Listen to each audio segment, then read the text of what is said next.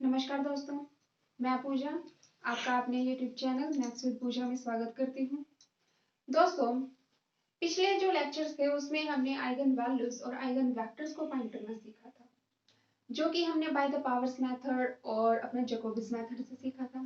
दोनों मेथड्स का अपना अलग से प्रोसीजर था, अपना उनका एक वर्क था, जो कि हमने उसकी हेल्प से आइगन वैल्यूज और आइगन वेक्टर्स को फाइंड किया था। सेम आज हम आइगन वेक्टर्स और आइगन वैल्यूज को फाइंड करेंगे बाय द गिवन्स मेथड। तो गिवन्स मेथड, जैकोबियन मेथड, अपना powers method, house holders method, QR method, ये सारे के सारे मेथड्स अपने आइगन वैल्यूज और आइगन वेक्टर्स को फाइंड करने के लिए यूज किए जाते हैं। आइगन मेथड्स का मैं सबसे पहले जो आपको प्रोसीजर है वो बता देती हूँ, फिर उससे रिलेटेड हम एक न्यूमेरिकल करेंगे। दोस्तों, हमने ऑर्थोगोनल मैट्रिक्स क्या होती है ये हमें पता है, और हम पहले जो अपने प्रीवियस लेक्चर्स थे वहां भी हमने सॉल्व किया था। तो गिवंस मेथड के अंदर हमें सबसे पहले क्वेश्चन कुछ ऐसे मिलेगा, कोई मैट्रिक्स दी मिलेगी, कोई भी सिमेट्रिक मैट्रिक्स मिलेगी, और हमें बोलेगा बाय द गिवंस मेथड इसको ट्राई डायगोनाइजेशन, नॉन ट्राई डायगोनाइजेशन मैट्रिक्स के अंदर कन्वर्ट करना है। तो वो ट्राई डायगोनल मैट्रिक्स कौन सी होगी, देखिए उसके अंदर कैसे होगा, वो किस टाइप की मैट्रिक्स होगी। आपके पास में मान लीजिए ए कोई मैट्रिक्स है ए आई जे टाइप की, और ये हमें पता है सिमेट्रिक मैट्रिक्स होगी।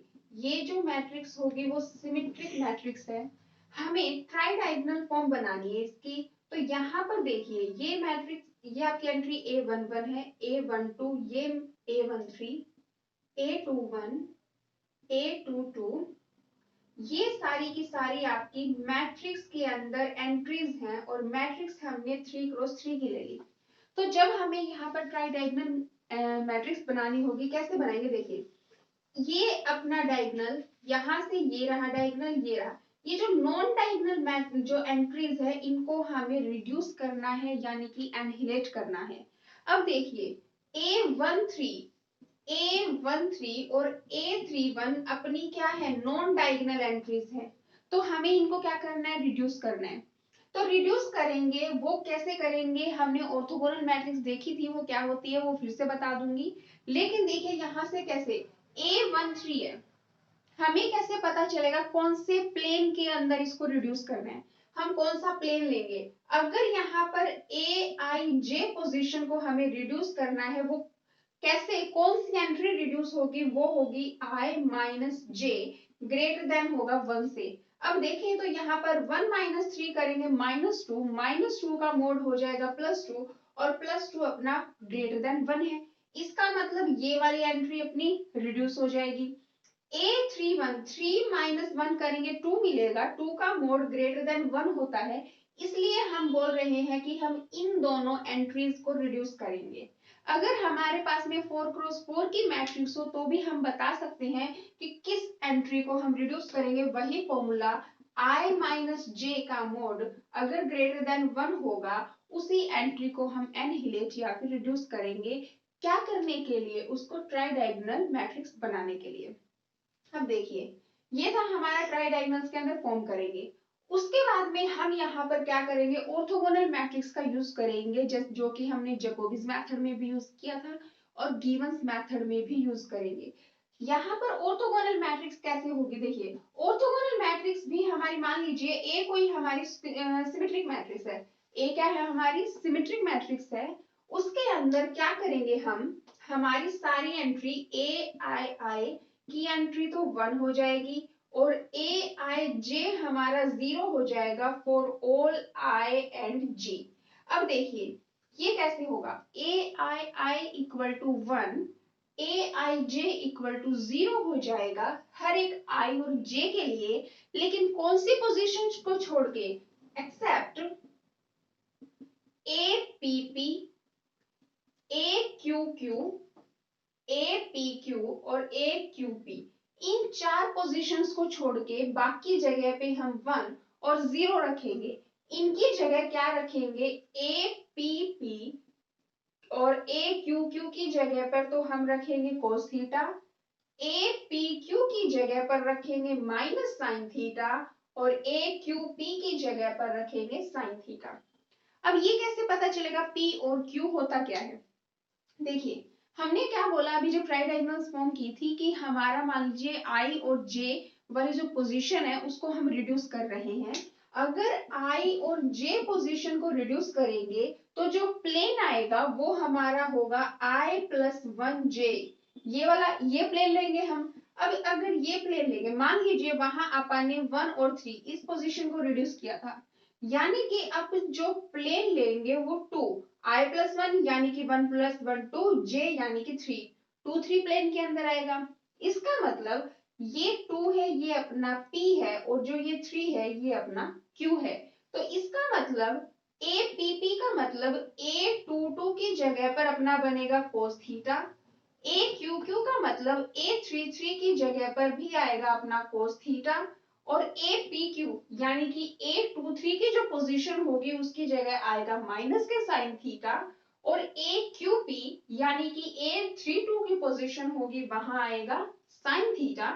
और ए आई आई जो कि अपना क्या डायगोनल वाली जो पोजीशन होती है वहां पर 1 और बाकी जहां आई और जे इक्वल ना हो वहां आएगा 0। तो ये जो बनेगी ये बन जाएगी ऑर्थोगोनल मैट्रिक्स। अगर हम 2 3 प्लेन के अंदर बनाए तो देखिए 2 3 प्लेन में ए पी यानी कि ए पी पी की जगह पे कोस थीटा यानी कि ए टू टू की जगह पर आएगा कोस थीटा। ये रहा आपका कोस थीटा। ए क्यू क्यू की जगह पर भी क्यू की वैल्यू 3 यानी कि ए थ्री थ्री की जो पोजीशन है वहां आएगा कोस थीटा। ये रहा आपका cos theta.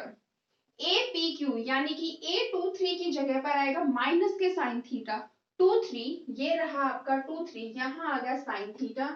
A three two की जगह पर आएगा आपका sine theta. A 1 1 I I की जगह पर 1 यानी कि यहाँ 1 बाकी सारी जगह आ जाएगा 0। ये आपकी बन गई 3 × 3 ऑर्डर की मैट्रिक्स जो कि हमने B1 नाम दे दिया मान लीजिए। और ये आपकी बन गई ऑर्थोगोनल मैट्रिक्स। तो ये हमारा जो पीछे हम कर चुके हैं ऑर्थोगोनल मैट्रिक्स वही फॉर्मेशन है। बस आपने ये ध्यान रखना है कि आपने कौन सी पोजीशन के एलिमेंट को रिड्यूस करना है और आपका फिर I+1J जो प्लेन है वो हमें लेके चलना है।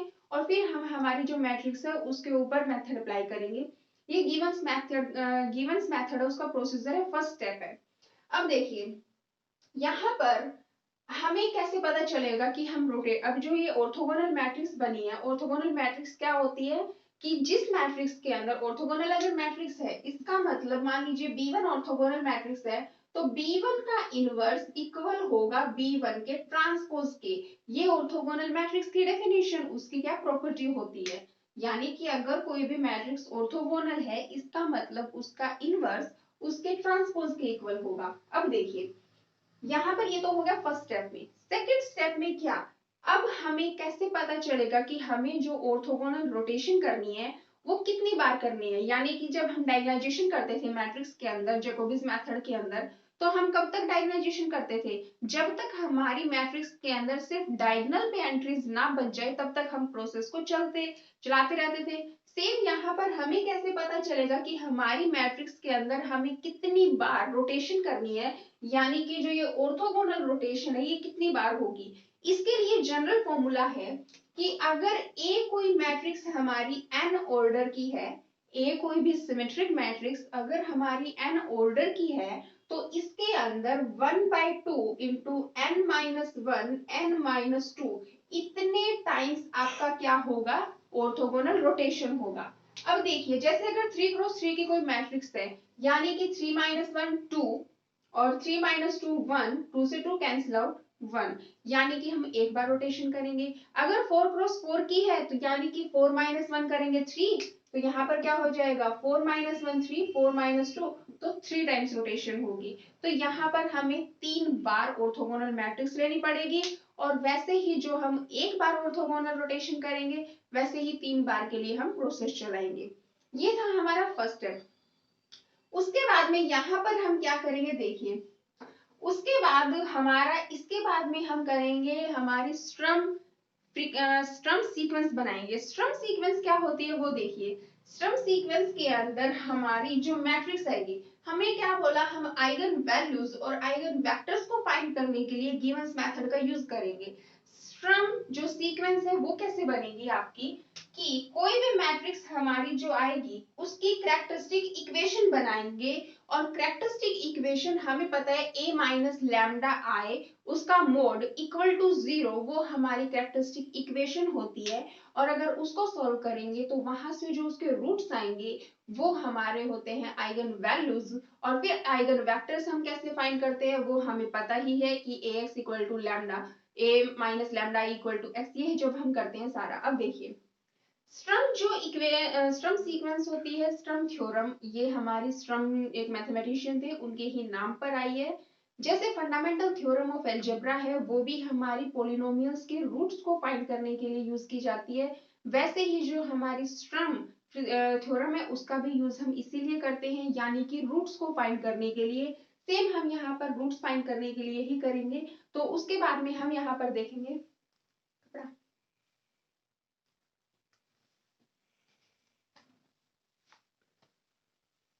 अब देखिए दोस्तों यहां पर हम कैसे करेंगे। हमारे सामने एक मैट्रिक्स लिखी हुई है A, जो कि हमारी है 3x3 की मैट्रिक्स, और हमें बोला गया है कि हमें यहाँ पर इसके आइगन वैल्यूज और आइगन वेक्टर्स फाइंड करने हैं, और बाय द गिवन मेथड। तो जो मैथ्स में आपका जो ये एग्जाम्स के अंदर क्वेश्चन आएगा वो कुछ इस तरह से आएगा कि गिवन मैट्रिक्स सिमेट्रिक मैट्रिक्स है, उसका कोई ऑर्डर गिवन होगा जैसे ये दे रखा है, और ये बोलेगा convert this matrix into tridiagonalization matrix, या फिर हमें बोलेगा find the eigenvalues and eigenvectors of the given matrix by given method, Givens method. अब देखिए सबसे पहले फर्स्ट स्टेप के अंदर हमें देखना पड़ेगा कि वो कौन सी एंट्री है जो कि हमें एनिहिलेट करनी है, यानी कि रिड्यूस करनी है। अगर हम यहाँ पर देखें तो नॉन डायगोनल जो एंट्री है अपनी वो एक तो 2 है, यही वाली A13 पोजीशन वाली क्या है, अगर देखें तो देखिए ये यहां से ये और ये अपने डायगोनल्स के ऊपर है। नॉन डायगोनल एंट्री अपनी है A13 के ऊपर जो कि अपनी 2 है। हो गया इतना, यानी कि हमें इसको अब रिड्यूस करना है। अब हम इस A13 को देख के बता सकते हैं कि हमारी यहाँ पर कितनी ऑर्थोगोनल रोटेशन होगी। I की वैल्यू 1 है, यहाँ पर I की वैल्यू 1 और J की वैल्यू 3 है, यानी कि I प्लस 1 यानी कि 2 और J, ये 2 3 इस प्लेन के अंदर जाएंगे। अपन कौन सा प्लेन लेंगे, 2 3 प्लेन लेंगे, और कितनी बार रोटेशन होगी तो 1/2 n माइनस 1 3x3 की है, तो 3 माइनस 1 3 माइनस 2 तो 2, यानी कि एक बार ही हमें ऑर्थोगोनल रोटेशन करनी है। तो ये तो हो गया कि हमारा 2 3 प्लेन के अंदर लेंगे और एक बार ही रोटेशन करनी है, ये हमारा हुआ फर्स्ट स्टेप का छोटा सा प्रोसीजर। अब देखिए इसके अंदर 2 3 प्लेन के अंदर हमें बनानी है ऑर्थोगोनल मैट्रिक्स। 2 3 प्लेन के अंदर कैसे बनेगी, 2 3 का मतलब क्या हुआ कि P की वैल्यू आपकी है 2 और Q की वैल्यू है आपकी 3, इसका मतलब तो यही हुआ। हमें अब मान लीजिए जो ऑर्थोगोनल मैट्रिक्स बनानी है उसको आपने नाम दिया B1। B1 जो नाम दिया है इसके अंदर कैसे होगा, हमें पता है ai की जगह पर 1 और aij की जगह पर 0 जाएगा। ये हमारा मेथड होता है, जो प्रोसीजर था हमने अभी देखा। app की जगह पे हमारा जाता है cos थीटा, app यानी कि a22 की जगह पर हमारा जाएगा cos थीटा, दैट मींस यहां बन जाएगा 2 2 पर cos थीटा। उसके बाद में a33 क्योंकि aqq की जगह पर भी cos थीटा, a33 में भी बन गया cos थीटा। apq की जगह पर जाता है माइनस साइन थीटा, यानी कि a23 की जगह पर जाएगा माइनस साइन थीटा, aqp की जगह पर जाएगा आपका साइन थीटा। ये पोजीशंस आ चुकी हैं। उसके बाद में हमें पता है ai की जगह पर 1 जाता है, तो a11 की जगह पर 1, बाकी जहां पर I और J इक्वल ना हो वहां जाएगा 0, दैट मींस ये आपका रहा 0। ये हमारी बन गई ऑर्थोगोनल मैट्रिक्स। अब देखिए 2 3 प्लेन के अंदर है, बन चुकी है। अब हमें क्या करना है, यहाँ पर हमें इस थीटा की वैल्यू फाइंड करनी है। थीटा की वैल्यू फाइंड करने का क्या होता है, tan theta equal to a13 divide by a12। ये फॉर्मूला आपका कैसे डिराइव हुआ, ये हम हमारा जो जब हमने जैकोबिस मेथड किया था वहां हमने देखा था। अब वहां से देख लीजिए कि ये हमने कैसे डिराइव किया। अब देखिए A13 यानी कि 13 की पोजीशन पे 2 है, A12 फर्स्ट और सेकंड कॉलम यानी कि 2 आया 1, tan थीटा 1 यानी कि थीटा की वैल्यू आई π/4।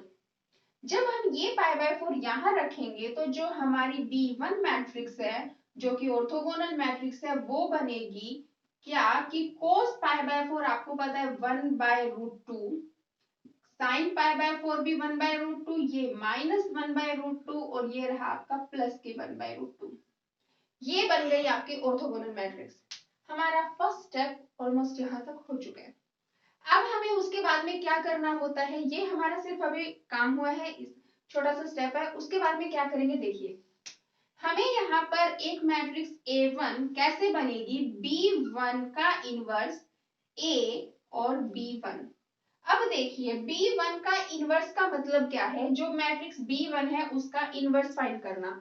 मैट्रिक्स का इनवर्स हमें पता है, क्या करेंगे मैट्रिक्स एडजॉइंट निकालेंगे उसका और उसके डिटरमिनेंट से अगर डिवाइड कर देंगे एडजॉइंट को तो हमारा इनवर्स आ जाएगा। लेकिन एडजॉइंट के लिए हमें माइनर्स कोफैक्टर्स काफी लंबा प्रोसीजर है। तो हमें पता है कि ऑर्थोगोनल मैट्रिक्स है, तो अगर ऑर्थोगोनल मैट्रिक्स है इसका मतलब इसका जो इनवर्स होगा वो इसके ट्रांसपोज के इक्वल होगा। तो हम वही करेंगे, B1 का इनवर्स आ जाएगा 1 0 0, इनवर्स यानी कि ट्रांसपोज, ट्रांसपोज यानी कि रो और कॉलम का इंटरचेंज। तो ये बन जाएगा 0 1/√2 1/√2, 0 -1/√2 और ये रहा 1/√2। देखिए ये माइनस था ये यहाँ चला जाएगा क्योंकि हमने इसका ट्रांसपोज कर दिया, और ट्रांसपोज वही की ऑर्थोगोनल मैट्रिक्स है तो उसका ट्रांसपोज उसके इनवर्स के इक्वल होता है। वरना इनवर्स के लिए माइनर्स को फैक्टर्स, फिर एडजॉइंट फाइंड करना, फिर उसका ट्रांसपोज करना, डेटरमिनेंट फाइंड करना, एडजॉइंट को उसके डेटरमिनेंट से डिवाइड करना, फिर हमारा आता इनवर्स। तो इतना लंबा ना करने की बजाय हम सिर्फ इतना करेंगे। अब देखिए ए मैट्रिक्स वही जो हमें गिवन है 1 2 2 2 1 2 2 2 1, और B1 मैट्रिक्स यही जो कि हमारी है ये मैट्रिक्स, ये हमारी आ जाएगी 1 0 0 0 1/√2 -1/√2 0 1/√2 और 1/√2। जो हमारी ये जो बनी है तीनों मैट्रिक्स इनका प्रोडक्ट करेंगे, जो लास्ट में आंसर आ रहा है फ्रेंड्स मैं आपके सामने वही आंसर लिख रही हूँ। आई होप आपको मल्टीप्लाई करना, मैट्रिक्स की मल्टीप्लिकेशन जो कि ऑर्डिनरी मल्टीप्लिकेशन है, ऑर्डिनरी मल्टीप्लिकेशन सबको आती है, तो लास्ट का जो रिजल्ट है वो क्या आएगा वो देखिए। इसको मल्टीप्लाई करने पर अपने को जो A1 मैट्रिक्स मिलेगी वो मिली है यहाँ पर 1 2√2 0 2√2 3 0 0 0 -1। ये बनी है अपनी A1 मैट्रिक्स जो कि हमें B1 इनवर्स A B1 से मिली है। अब जो हमारी ये जो मैट्रिक्स बनी है इसके बाद में हमें पता है जो हमारा सेकंड स्टेप था वो क्या कहता था दोस्तों, यहाँ तक अपना हुआ है फर्स्ट स्टेप कंप्लीट। हमें यहाँ पर जो सेकंड स्टेप करना था वो कहता है हमारा कि हमें यहाँ पर कैरेक्टरिस्टिक इक्वेशन बनानी पड़ेगी। हमें पता है कैरेक्टरिस्टिक इक्वेशन होती है A1 माइनस में लैम्डा I का डेटरमिनेंट इक्वल टू 0, ये हमारी होती है। अब देखिए वही करेंगे यहाँ पर A माइनस लैम्डा यानी कि 1 माइनस लैम्डा 2√2 0 2√2 3 0, यहां से माइनस लैम्डा 0 0 -1 माइनस लैम्डा और इक्वल टू कर देंगे 0। इतना हुआ दोस्तों। अब देखिए यहाँ पर अब क्या करेंगे, इसके बाद में हमें करना है क्या, स्ट्रम सीक्वेंस बनानी है। स्ट्रम सीक्वेंस का मतलब हमें जो स्ट्रम सीक्वेंस है वो हमारी कुछ ऐसी fn नाम दे देते हैं, पॉलिनोमियल्स की हमें fn जो स्ट्रम सीक्वेंस है उसको नाम दिया, वो कैसे बनेगी वो देखिए। सबसे पहले n का मतलब क्या है, n हमारी 3 क्रॉस 3 के यानी कि 3 तक जाएगा, तो सबसे पहले बनेगा f0 लैम्डा, इसको हम अपनी साइड से जनरली कंसीडर करेंगे 1 कांस्टेंट पॉलिनोमियल यानी कि 1। उसके बाद में यहाँ पर f1 लैम्डा क्या होता है, f1 लैम्डा आपकी जो फर्स्ट एंट्री होती है इसे मानते हैं। तो ये बन जाएगा 1 माइनस लैम्डा। फ्रेंड्स ये आपका जनरल है, जो कि स्ट्रम थ्योरम है वो आपका यही प्रोसीजर है। पहले हम क्या मान के चलते हैं, कोई भी जो हमारा पोलिनोमियल है उसको मान के चलते हैं, फिर उसका डेरिवेटिव करते हैं, फिर डेरिवेटिव जो आया उसको जो ओरिजिनल जो पोलिनोमियल था उससे डिवाइड करते हैं, रिमाइंडर आता है। ऐसे ही हम हमारा प्रोसीजर करते जाते हैं, लास्ट में तब तक करते हैं जब तक कि हमारा कांस्टेंट ना आ जाए, और फिर वही हमारा रिक्वायर्ड आंसर होता है। सेम हम यहाँ पर स्टर्म सीक्वेंस बना रहे हैं with the help of Sturm theorem. तो देखिए सबसे पहले हम क्या मानेंगे, कांस्टेंट आएगा उसको हमने एफ नॉट लैम्डा नाम दिया। लैम्डा क्यों, क्योंकि हमें यहाँ पर लैम्डा आइगन वैल्यूज ही फाइंड करनी है जिन्हें हम लैम्डा से डिनोट कर रहे हैं, तो हमने उसको 1 नाम दिया। उसके बाद में जो हमारी फर्स्ट एंट्री होगी उसको 1 माइनस लैम्डा को हमने f1 लैम्डा नाम दिया। f2 लैम्डा क्या होगा, अब देखिए दोस्तों f2 लैम्डा क्या होगा, आपका 2 क्रॉस 2 की मैट्रिक्स लेके चलोगे, उसका डेटर्मिनेंट फाइंड करना, क्योंकि डेटर्मिनेंट में हमें पता है पोलिनोमियल इक्वेशन ही बनती है। यहाँ पर ये बनेगा 1 माइनस लैम्डा, ये रहा आपका 2 रूट 2 और ये रहा आपका 3 माइनस लैम्डा। अगर इसको सॉल्व करेंगे, इसकी मल्टीप्लाई यहाँ करेंगे बनेगा 1 माइनस लैम्डा, इसके यहाँ करेंगे 2 टू जा 4 टू जा 8, सॉरी इसकी मल्टीप्लाई करेंगे 3 माइनस लैम्डा और माइनस 8। अब देखें 1 की 3 से माइनस लैम्डा माइनस के 3 लैम्डा प्लस के लैम्डा के माइनस 8, इक्वल हमें पता है इक्वल टू 0 करना होता है। इक्वल टू 0 हम जो लास्ट का पॉलिनोमियल है उसको करेंगे। अब यहाँ से देखिए ये रहा लैम्डा स्क्वायर माइनस 4 लैम्डा और ये रहा माइनस 5, ये आ गया आपका f2 लैम्डा। यहाँ तक हुआ। अब हमें पता है हमारी 3 क्रॉस 3 की है, इसलिए हम f3 लैम्डा क्या होगा, आपकी जो ये मैट्रिक्स है, जो ये डिटरमिनेंट है इसको फाइंड करेंगे। इसका डिटरमिनेंट कैसे फाइंड करेंगे, देखिए हम यहाँ पर R3 जो थर्ड रो है इसके कॉरेस्पॉन्डिंग इसको एक्सपेंड कर देते हैं। तो यहाँ पर देखिए अगर इसके कॉरेस्पॉन्डिंग करेंगे तो ये एंट्री 0 हो जाएगी, ये भी 0। मैं डायरेक्ट यहाँ से इसको रो 3 के कॉरेस्पॉन्डिंग एक्सपेंड कर रही हूँ।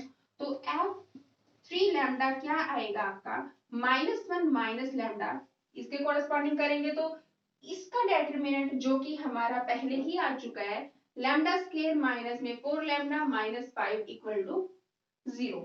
यहां से क्या हुआ देखिए, अब हमने लास्ट वाला 0 क्यों पुट किया, क्योंकि हमारी 3 क्रॉस 3 की है और स्टर्म थ्योरम क्या कहती है वो मैंने आपको बताया है कि लास्ट में जो आएगा उसको हम इक्वल टू 0 पुट करेंगे और उसे सॉल्व करेंगे, वहां से अपनी लैम्डा यानी कि आइगन वैल्यूज आएंगी। अब देखिए यहां से हो जाएगा -1 माइनस लैम्डा इक्वल टू 0, यानी कि लैम्डा की वैल्यू -1। अगर यहाँ लैम्डा की वैल्यू -1 रखते हैं हिट एंड ट्राई मेथड से, और वैसे भी आपकी ये क्वाड्रेटिक इक्वेशन है, अगर इसको सॉल्व करेंगे तो बनेगा लैम्डा की वैल्यू -1 और 5। तो लैम्डा आ चुका है आपका -1 और 5। हमें पता है लैम्डा क्या होता है हमारा आइगन वैल्यू। तो बाय द गिवंस मेथड हमारी जो आइगन वैल्यूज है -1 5 ये हमारी आ चुकी है। अब हमें यहाँ पर आइगन वेक्टर फाइंड करना है, वो कैसे करेंगे वो देखिए। अब आइगन वेक्टर्स के लिए क्या करेंगे, हमें यहाँ पर देखिए जो हमारी आइगन वैल्यूज आई है -1 5, इसमें जो न्यूमेरिकली ग्रेटेस्ट वैल्यू है, देखिए न्यूमेरिकली ग्रेटेस्ट वैल्यू ही देखेंगे, वो हमारी है 5, और उस 5 की हेल्प से हम क्या करेंगे हमारे आइगन वेक्टर्स को फाइंड करेंगे। वो कैसे करेंगे, हमें पता है क्या होता है, A1 जो मैट्रिक्स आई थी यानी कि 5, तो यहाँ पर अपनी जो A1 मैट्रिक्स थी वो थी अपनी कुछ ये कि 1 minus lambda 2 root 2 minus lambda 2 root 2 3 minus lambda 0 0 -1 minus lambda 0 0, ये थी अपनी A1 मैट्रिक्स। A1 मैट्रिक्स इतनी थी, लैम्डा की वैल्यू 5 जो कि मैग्नीट्यूड के अंदर ज्यादा सॉरी न्यूमेरिकली ज्यादा होगी वो वैल्यू रखेंगे। जब यहाँ -5 रखेंगे तो बनेगा अपना -4, जब यहाँ रखेंगे 5 तो बनेगा -2, और जब यहाँ रखेंगे 5 तो बनेगा -6, और 1 -5 -4, ठीक है। अब देखिए यहाँ पर ये तो अपना माइनस होता ही नहीं है। अब हम क्या करेंगे, इसकी हेल्प से हम फाइंड करेंगे इगन वेक्टर। इसकी इगन वेक्टर हम मान लेते हैं y है, जिसकी एंट्रीज हमने y1 y2 y3 कंसीडर कर ली। तो वही इगन वेक्टर फाइंड करेंगे तो कैसे हो जाएगा, ax इक्वल टू, यानी कि ax इक्वल टू जो अपनी एंट्रीज होती है x इक्वल टू 0, तो y माना है अपन ने, तो y1 y2 y3 equal to 0 0 0। अब देखिए जब मल्टीप्लाई करेंगे तो बनेगा माइनस के 4y1 प्लस के 2√2y2 इक्वल टू 0। यहां से करेंगे तो बनेगा 2√2y1 माइनस के 2y2 इक्वल टू 0। यहां से आया माइनस के 6y3 इक्वल टू 0, यानी कि y3 की वैल्यू 0। और जब इन दोनों इक्वेशंस को सॉल्व करेंगे तो y1 की वैल्यू 1 और y2 की वैल्यू √2 और y3 की वैल्यू 0। तो y1 y2 y3 यानी कि अपने पास में अपना जो रिक्वायर्ड आइगन वेक्टर है वो आ चुका है। तो दोस्तों ये था अपना वो गिवंस मेथड जिसकी हेल्प से अपन ने आइगन वैल्यूज और आइगन वेक्टर्स को फाइंड किया। इसका प्रोसीजर बहुत ही इजी है, जिसके अंदर हमने ऑर्थोगोनल मैट्रिक्स देखी, उससे पहले हमने नॉन ट्राइडाइगोनल जो मैट्रिक्स है वो बनाई। वो कैसे बनेगी, उसके अंदर हम सबसे पहले देखेंगे नॉन डायगोनल एलिमेंट कौन सा है, फिर उसकी हेल्प से देखेंगे कितने प्लेन की हमारी मैट्रिक्स जो ऑर्थोगोनल रोटेशन होगी वो बनेगी, कितनी बार ऑर्थोगोनल रोटेशन होगा वो हमने देखा, फिर हमने यहाँ पर आइगन वैल्यूज और फिर स्टर्म सीक्वेंस है उसकी हेल्प से हमने बाद में यहाँ पर फाइंड किया आइगन वेक्टर्स। तो दोस्तों होप ये आपको समझ आया मेथड। इफ आपको समझ नहीं आया तो प्लीज कमेंट बॉक्स में कमेंट करके जरूर बताइए। इसी के साथ थैंक यू सो मच। जय हिंद, जय भारत।